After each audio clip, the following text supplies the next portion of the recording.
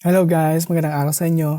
Ang ating susuriin ngayon ay ang pahayag ni Mr. Jordan ng The Christian Worldview Project tungkol sa extraordinary evidence o proof, sabi pa niya, na mayroong Diyos at simulan na natin ngayon.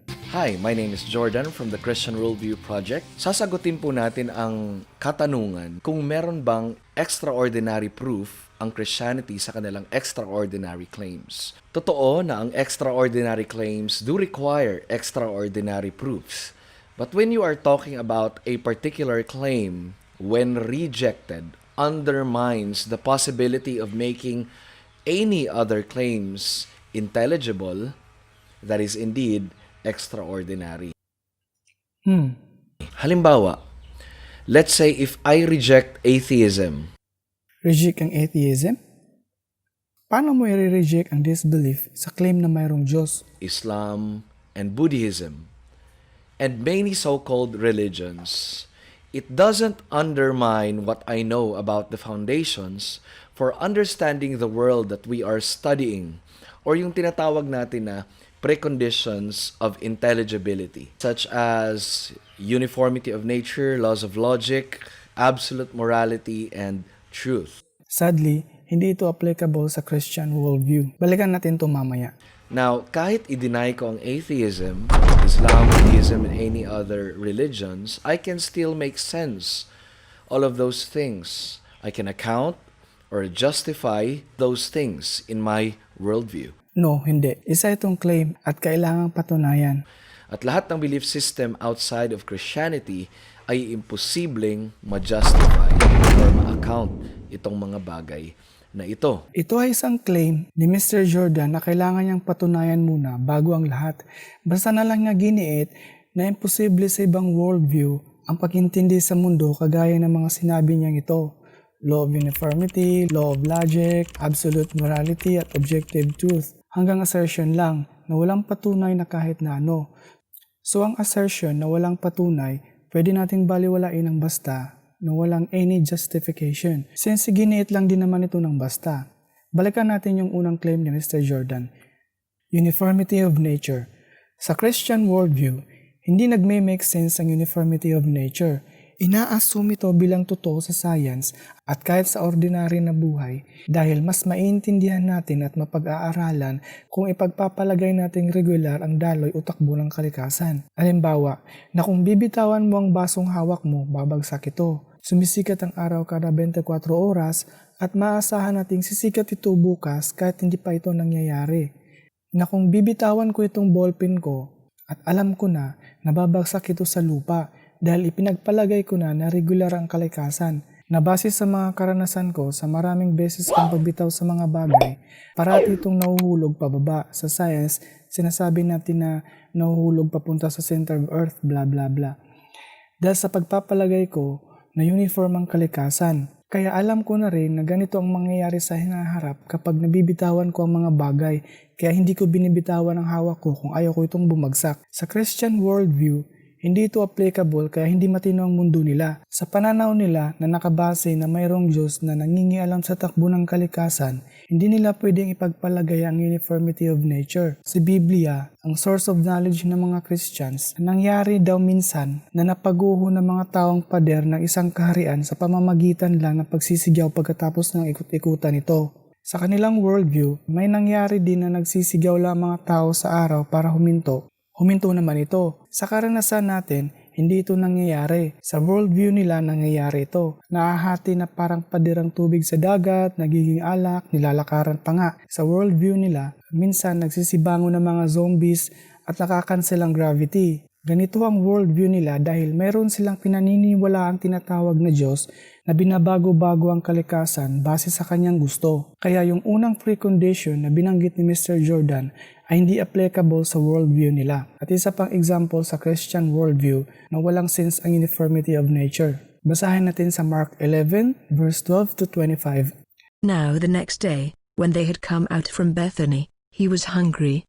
And seeing from afar a fig tree having leaves, he went to see if perhaps he would find something on it. When he came to it, he found nothing but leaves, for it was not the season for figs. In response, Jesus said to it, "Let no one eat fruit from you ever again." Sa mga tao na may matinong pag-iisip, kahit malayo pa lang ang puno, ay alam na natin kung dapat ba nating aasahang may bunga ang isang puno o hindi base sa season. Season yata ng durian, for example, August hanggang October.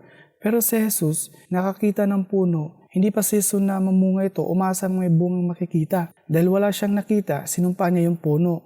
Brilliant. Sa Christian Worldview, hihinto bang araw kung sisigaw ako na hinto ka? Minsan oo, minsan hindi. Kung papatong ka sa patay, mabubuhay ba ito? Minsan oo, minsan hindi.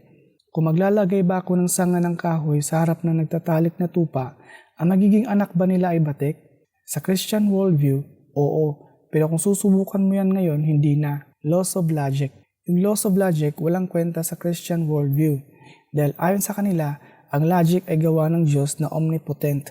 Kung gustuhin ng Diyos na gawing A is not equals to A o kaya ang A is equals to B, mangyayari ang ganun at hindi natin malalaman. Isang trivia. Sa Biblia may paradox. Siguro hindi uso kay San Pablo ang logic. Sa hindi familiar, sa first chapter ng Titus, verse 12 to 13, basahin natin. One of them, a prophet of their own, said, "Cretans are always liars, evil beasts, lazy gluttons." This testimony is true. Nakita nyo, kung ang mga Cretans ay sinungaling, kagaya ng sinabi ng propeta nila, which means na isang Cretan din, ibig sabihin kasama siya sa mga sinabi niyang sinungaling. Pero ang sabi ni Pablo, ang sinabi ng Cretan propeta ay totoo. Nakita ba ninyong paradox? Basahin niyo sa Biblia sa version na komportable kayo at mag-comment kayo sa baba kung bakit illogical ang sinabi ni Pablo tungkol sa absolute morality. Kailangan pa ba nating sabihin bakit hindi applicable sa Christian worldview ang absolute morality? Ano daw? Thou shalt not kill? Sa worldview nila, hindi absolute ang morality. Pero sila itong angkin ng angkin na ang morality daw ay absolute. Ibig sabihin na masama ang pagnakaw, pagpatay kahit pag ginawa mo ito para sa kabutihan ng nakakarami. For example. Pero sila din itong naniniwala na okay lang ang genocide, arson, at kidnapping sa Biblia. Hypocrites. Tungkol sa objective truth. Ang sinabi ni Mr. Jordan na objective truth ay yung konsepto na pagiging totoo objectively. Ibig sabihin na hindi depende sa isip ng tao. Yung actual na realidad na labas sa pananaw natin o isip o opinyon. Kung isipin natin mabuti, walang ganon. Dahil kahit anong gawin natin, ang lahat ng nalalaman natin ay dadaan pa rin sa utak natin. Dahil dyan, by definition, subjective. Dahil maaaring hindi totoong nag-i-exist ang katawan natin na ating pinapaliguan at pinapabanguhan araw-araw.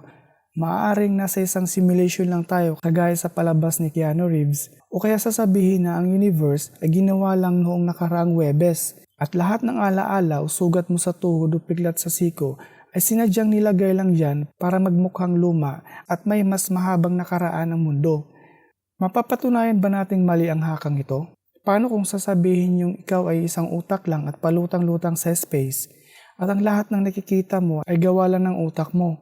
Mga kasama sa bahay, trabaho, kahit ang bahay at opisina mo mismo ay gawa lang din ng utak mo. Hindi mo mapapatunayang mali ang alinman sa mga senaryong ito. Ang claim na objective truth ay imposible at dahil yan sa paraan kung paano natin nalalaman ang mga bagay na nasisense natin sa pamamagitan ng ating mga sensory organs. Ito ay yung tinatawag na skeptical scenarios. Hindi ko alam kung isang utak lang ako sa baso o kaya talagang namumuhay sa aktual, objective na mundo. Hindi nagmamatter yun dahil kahit nasabihin na natin nasa objective reality tayo mismo at hindi sa simulation o kaya utak sa baso o kahit ano-ano pang mga skeptical scenarios, sabihin natin nasa objective reality tayo mismo. Ang lahat ng nakikita at naririnig at nadadama natin, nagiging electrical impulses muna ito, pupunta sa utak natin na siyang binibigyang kahulugan ng utak natin. At kahit pa diretso sa utak natin yan, again, based pa rin sa utak at isip natin ang ating pananaw na kung ano ang nakita at narinig natin, which by definition is subjective. So kahit nasabihin natin just for argument's sake na tama si Mr. Jordan at ang Christian Worldview, na ang Biblia nga ay naglalaman ng objective truth, babasahin pa rin ito ng mga utak nila at iintindihin ng utak nila. Masasabi pa rin ba nating tama, eksaktong objective truth, yung nalaman nila sa pagbasa nila ng Biblia? Hindi. Dahil again, dadaan at ipaprocess pa rin yun ng utak nila. So depende sa utak nila ang kanilang malalaman sa pagbabasa ng objective truth.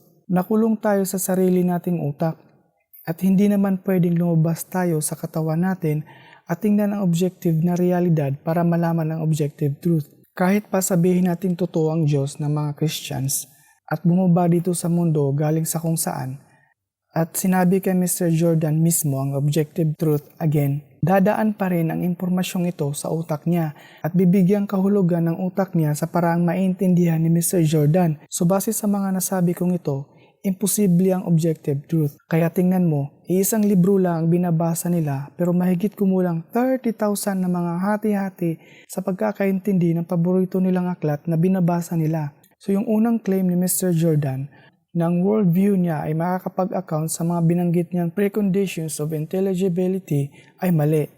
Nope, hindi niya ma-account ang mga ito sa worldview niya. Sa pangalawang claim, kailangan niyang patunayan na tama siya. Kailangan niya munang patunayan na imposibleng i-justify ang mga preconditions sa labas ng Christian worldview. Now, wala silang epistemological foundation or tinatawag natin na theory of knowledge. Ang theory of knowledge po ay very foundational po yan sa kahit anong belief system na meron tayo.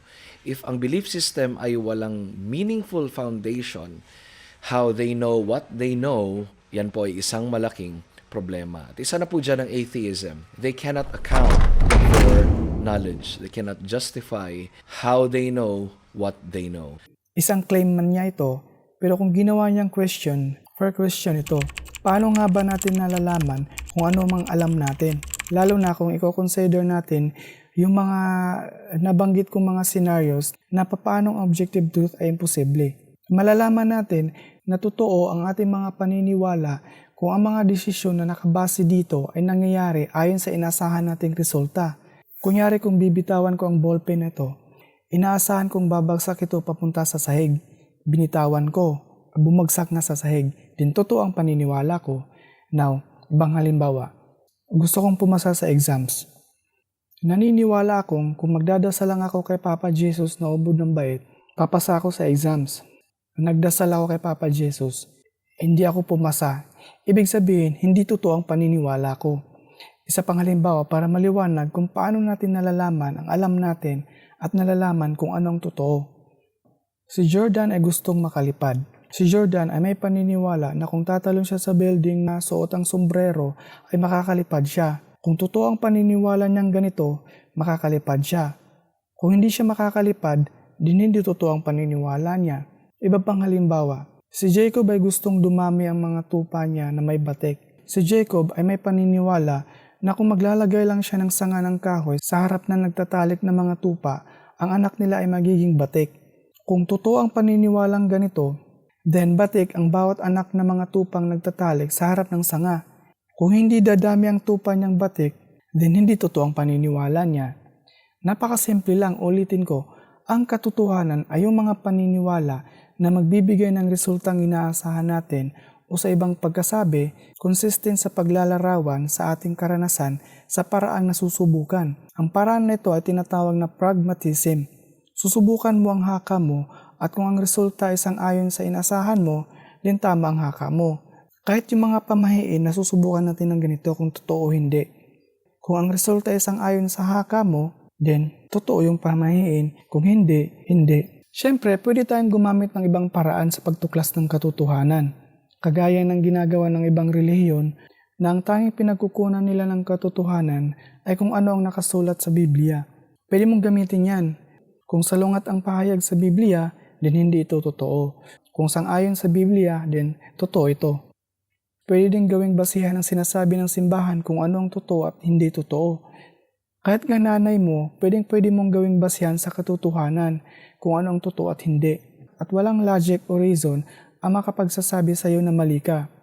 Yun nga lang, kung ang layunin o pakay mo ay magkaroon ng control sa kung anong resulta o consequences sa mga actions o decisions mo, then ang pinakamagandang paraan ay ang pragmatism.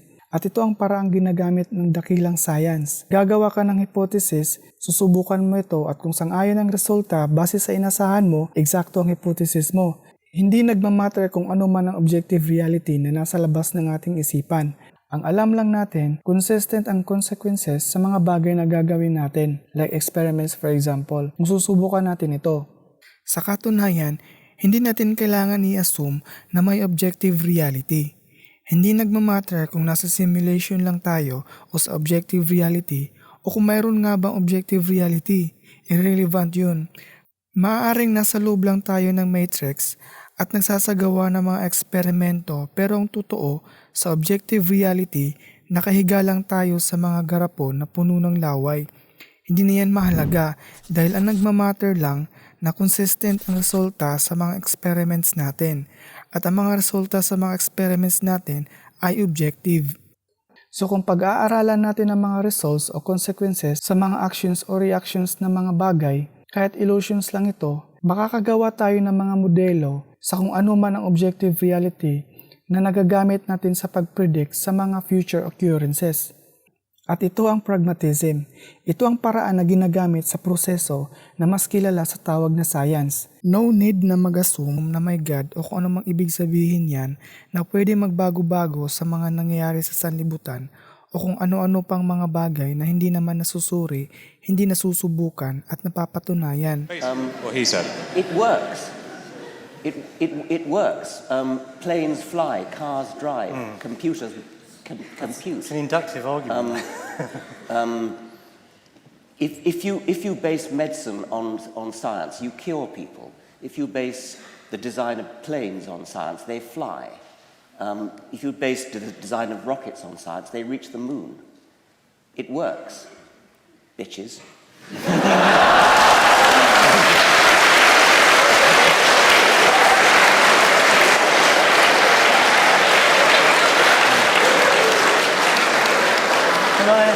Can I just... Yung ibang paraang nabanggit natin katulad sa Christian Worldview ay walang kwenta. Sa science, marami magsusulputang mga hypothesis tungkol sa isang obserbasyon. Pero sa tuwing idadaan ito sa proseso na makaagham, ang ending niyan ay may lalabas na isang pinakamainam na siyang kinoconsider nating tama. Kung may bagong eksperimento na maglalabas ng resulta na mas mainam, din yun ang ipapalit. Kabaliktaran ang nangyayari sa relihiyon.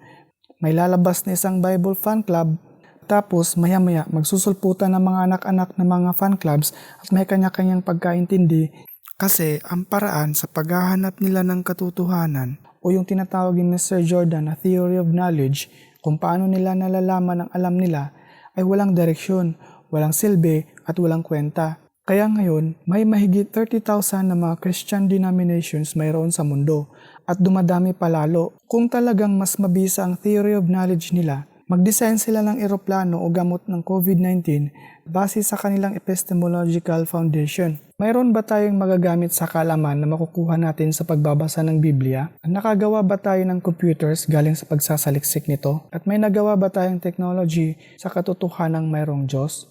Sa pagkakaalam ko, yung nagawa lang ng useless na epistemological foundation ng Christian Worldview ay mga marketing strategy ng mga manloloko katulad sa mga kwento ng langit at impyerno para ma-motivate ang tao na mag-give up ng pera nila para sa assurance na maliligtas sila sa mangyayari sa kanila pagkatapos nilang mamatay.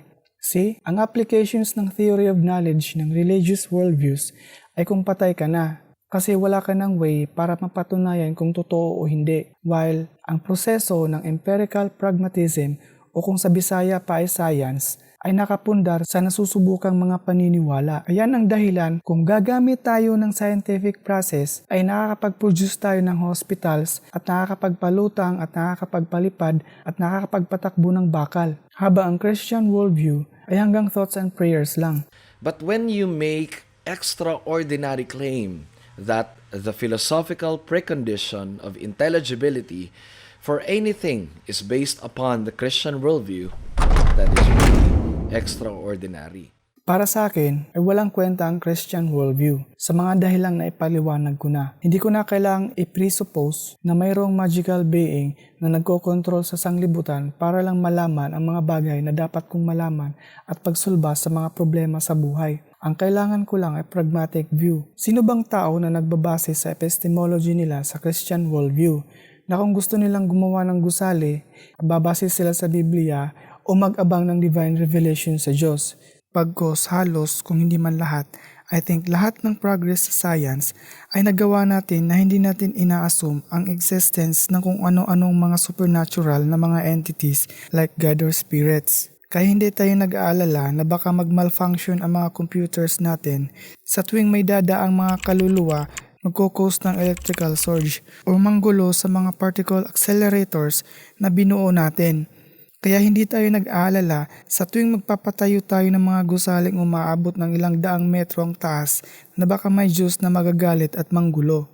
Now, wala pa pong nakakapag-disprove nito.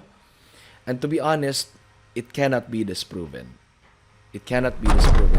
We are confident on this na itong claim na ito ay hindi kailanman madi-disprove because this claim can be justified.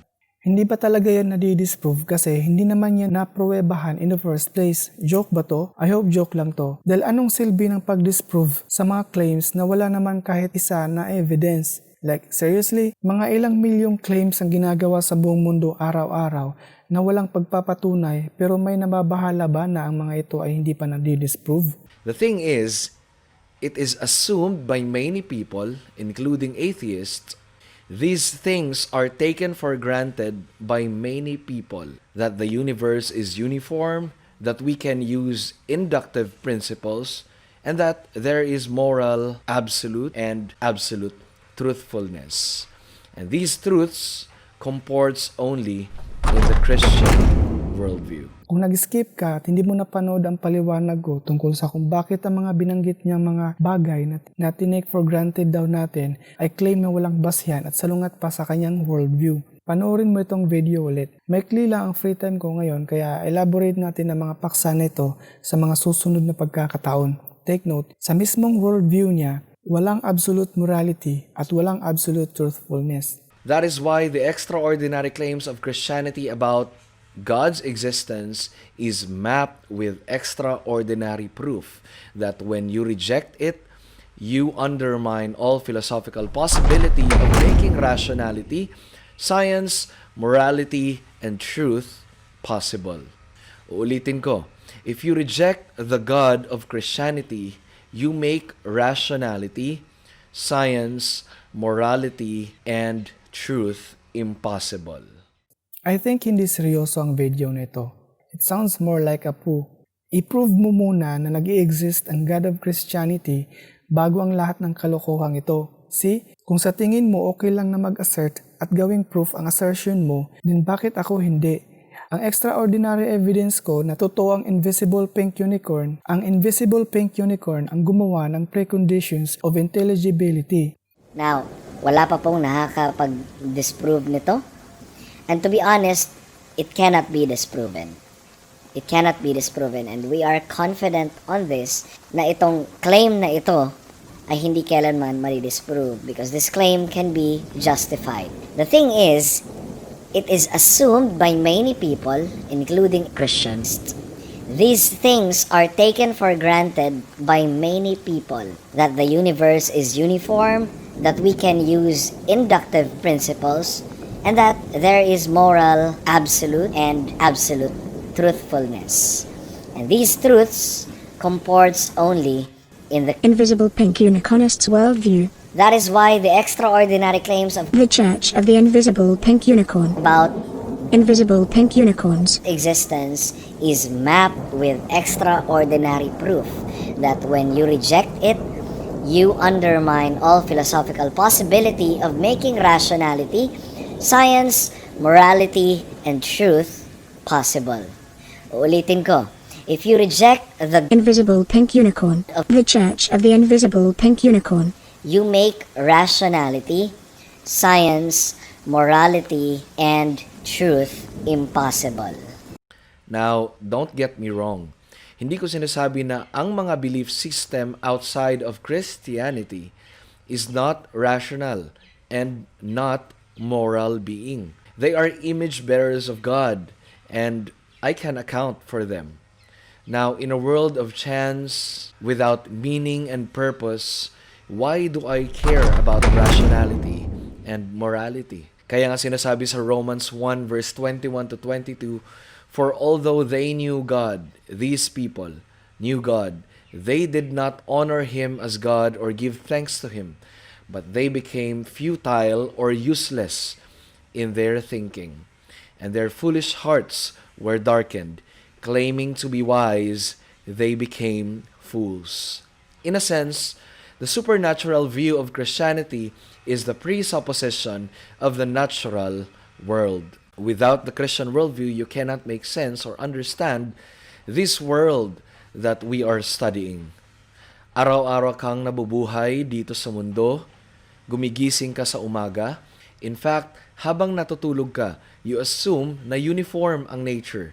You assume that the principle of induction is real. These things are taken for granted in our daily living without even thinking na baka habang natutulog ka ay baka lulutang ka na bigla. Why? Maybe the laws of physics doesn't apply few minutes later. So whenever anybody appeals to the natural world like atheist at sinasabi nilang, this is intelligible, I say that you are already assuming the worldview that you reject. And that is no other than the Christian worldview. Atheists can only live in this reality because of their inconsistency. Now, paano ko ba nasabi yun? Uniformity of nature is one of the foundations of the Christian worldview. Ina-assume palagi ng mga atheists na ito ay real. But the question is, can they account for the uniformity of nature as one of the examples? I'm sure and I'm certain that they cannot. Now, people outside Christianity may not like this proof that I am demonstrating. Hindi ba nila magugustuhan to? Itong proof na dinidemonstrate ko. Demonstrate? Sounds more like assert. Kung ang claim na ito ay enough at pwedeng gamitin to serve as proof na nag-exist ang Diyos ng Kristyanismo, then ano ang magpipigil sa akin o sa ibang tao na gamitin din ang presupposition as extraordinary proof sa pagpapatunay na totoo ang invisible pink unicorn o si Thor, o Zeus, Odin, Marduk o Allah. Kahit sino pwede mag-presuppose na kung anong-ano at yan din ang proof nila. But their disliking will not undermine the necessary things for understanding reality that I have just said earlier. They may also say, Jordan, I am not persuaded by the proof that you are demonstrating. Well, again, proof does not follow persuasion. Magkaiba po ang proof at ang persuasion. Persuasion is subjective and proof is not. No worries, Mr. Jordan. Sa katunayan, persuading masyado ang joke mo, este ang claim mo, or proof mo, or both. Now, bakit kaya ganon na lahat ng sasabihin ko ay hindi persuasive sa mga unbelievers? Ito ay dahil lahat ng sasabihin ko is subject to interpretation of other worldviews, presupposition, or pre-beliefs. And again, a presupposition is a belief held to be true even before any argumentation, rationalization, reasoning happens. So ano pa ang point ng pagbibigay mo ng proof para sa existence ng Christian God kung presupposed mo na totoo ang gusto mong patunayan, which is ang Christian God? Kung presupposed na totoo ang God, na totoo si Jesus, then there's no need for argumentation and proof or evidence, since sa definition mo ng presupposition, a presupposition is a belief held to be true even before any argumentation, rationalization, reasoning happens. But regardless of how they see this as non-persuasive, non-intelligible, at hindi katanggap-tanggap sa kanila, regardless sa mga bagay na yun, ito ay irrelevant. Irrelevant ang disliking, irrelevant ang persuasiveness, irrelevant kung hindi ito katanggap-tanggap. Now, I would love to have atheists on this show. Let's examine if their worldview can really satisfy the necessary precondition for intelligible use of science, morality, and truth. Now, my challenge to every single atheists out there, maybe listening to this video, give us a worldview when rejected undermines the possibility of making all other claims intelligible. Magbigay kayo ng kahit anong worldview na kapag ni-reject mo ay ma-undermine ang kanilang worldview. Wait, may marami kang assumptions dito, Mr. Jordan, na kailangan mo munang patunayan. Patunayan mo na kung ang worldview ng Christians ay ni-reject will undermine other worldviews. At para mo mapatunayan yan, kailangan mo munang patunayan na ang God mo ay nag-i-exist. At kailangan mo munang patunayan ang Diyos mo ang siyang gumawa ng logic, reason, at regular na nature. See? Ang dami mo munang kailangang patunayan bago ang lahat. Nagbigay ako ng worldview na exactly the same sa worldview ni Mr. Jordan. Pinalitan ko lang ang God niya ng invisible pink unicorn. Presupposed ko ang existence ng invisible pink unicorn. I held it to be true even before any argumentation, rationalization, and reason happens. Done. Natotoo ang invisible pink unicorn. At ang qualities ng invisible pink unicorn ay omnipotent, omniscient, spaceless, timeless, at ang pink unicorn ang siyang gumawa ng logic at reason. So sino mang magdi-disagree na hindi totoo ang invisible pink unicorn ay pinapatunayan nilang totoo ito dahil gumagamit sila ng reason at logic na ang invisible pink unicorn ang gumawa. Kung hindi na kailangang patunayan ni Mr. Jordan na totoo ang Diyos niya, hindi ko na rin kailangang patunayan na totoo ang invisible pink unicorn. Any objections and disagreements sa claim ko na siya ko ring proof ay irrelevant. At irrelevant kasi ang invisible pink unicorn is the truth. O siya, sa susunod na video ulit. Hanggang dito na lang po muna. Maraming salamat sa panonood ninyo. Paalam at manatiling mapangusisa.